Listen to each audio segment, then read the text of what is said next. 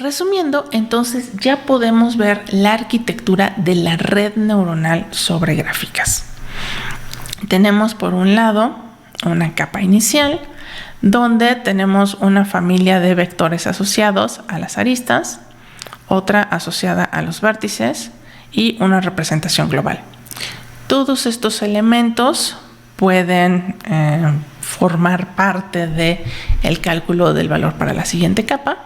Podemos tener primeramente una colección de operaciones de unión para poder reunir información de aristas vecinas y también, el paso de mensajes desde los nodos vecinos o desde las aristas vecinas.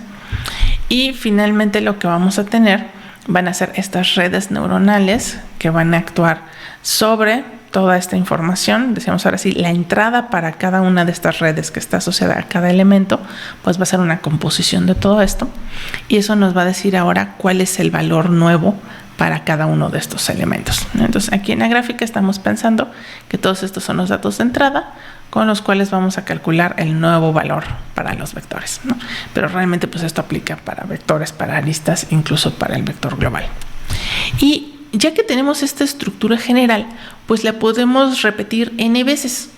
Ya podemos pasar de la capa 1 a la capa 2, de la capa 2 a la capa 3, de la capa 3 a la capa 4, etcétera, etcétera. Una característica fundamental de las redes neuronales gráficas es que por cada capa que nosotros agreguemos, el valor de este vértice se va a ver, por citarlo de ejemplo, se va a ver afectado por vértices que estén cada vez más lejos dentro de la gráfica. Entonces, si pasamos de la capa 1 a la capa 2, observen que los únicos que pasaron mensajes o información hacia este vértice fueron las aristas que tiene aquí cerca y sus vecinos. Y ya, esos fueron los únicos que pudieron influir en el nuevo valor de este vértice acá. Pero al mismo tiempo, el valor de este otro vértice pues ya estuvo influido por todos los que están conectados con él. Es decir, incluyendo vértices que se encuentran a distancia 2 de este vértice de acá, por ejemplo. Entonces, ahora este vértice que está aquí en la capa 2 tendría información también de este, porque formó parte de la decisión para el nuevo valor de esta neurona. ¿Qué pasa si ahora agregamos una capa 3? Bueno, imagínense que ahora esta es la 2 y esta va a ser la 3.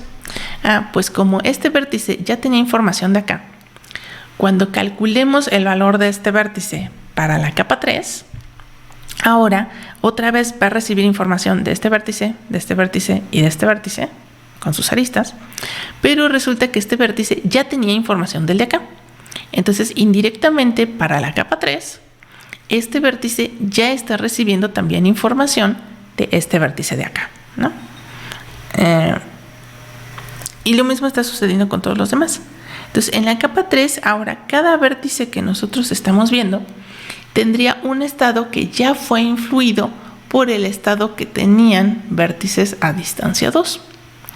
Si ahora pasamos de la capa 3 a la capa 4, pues va a suceder que ahora la influencia para este vértice vendría también, por ejemplo, desde este vértice de acá, que está a distancia 3, porque en los pasos anteriores este valor ya fue transfiriendo su influencia hacia los vecinos. Evidentemente, como nos pasa en todas las redes neuronales cada vez que agregamos distancias, se va diluyendo un poco la información, entonces los nodos más lejanos pues no van a contribuir con tanta fuerza a este estado como lo harían los nodos más cercanos que están participando en cada paso de mensajes. Pero a la vez eso es un tanto natural, ¿no? Después de todo, por eso tenemos una gráfica con conexiones que nos marcan quiénes son más influyentes dentro de los nodos y no tenemos simplemente una estructura completamente conectada.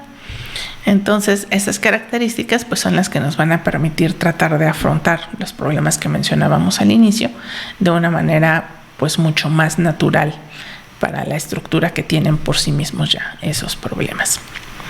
Y entonces, una vez nosotros tenemos que decidir cuántas capas de estas vamos a querer ponerle a la red pensando también en qué tan lejos queremos considerar la influencia de vecinos dentro de la red, ¿no? Si le ponemos solamente 2 capas, pues solamente vamos a tener vecindad 1. Si le ponemos 3 capas, vamos a tener distancia 2. Si le ponemos 4 capas, distancia 3, etcétera, etcétera. Entonces, si queremos que puedan visitarse, que pueda llegar información desde un extremo hasta otro de la red, necesitaríamos tener tantas capas como el camino más largo que exista dentro de esta red, ¿no? Entonces, esa es otra decisión de diseño que se tiene que tomar. Una vez que ya se decidieron cuántas capas se van a poner, la última parte es adaptar a la red al problema concreto que estemos tratando de resolver. Si es, por ejemplo, un problema de clasificación binaria, pues esta podría ser un perceptrón multicapa, donde ya se conectan los nodos todos contra todos y decidimos cuántas capas le queremos poner, y al final una neurona para que nos diga encendido o apagado si este elemento pertenece a una clase o no, ¿no? ¿Esta va a ser una molécula apestosa o va a ser una o no?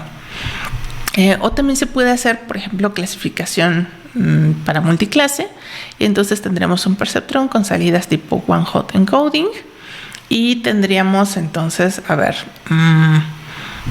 imágenes de diferentes cosas y haberlas podido reconocer, a lo mejor textos y reconocer al final el tipo de emoción que tienen.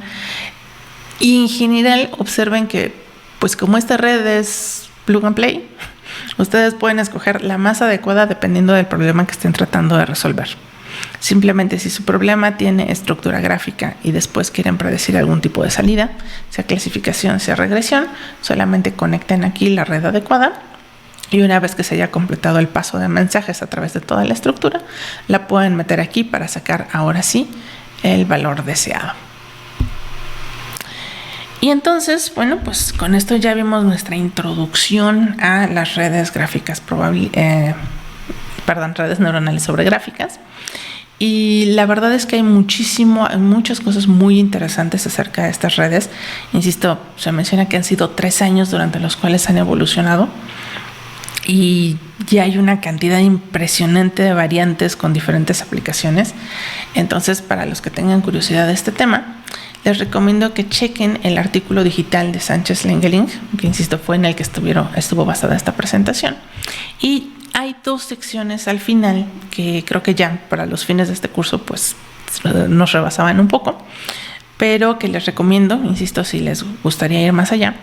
La primera sección se llama Playground.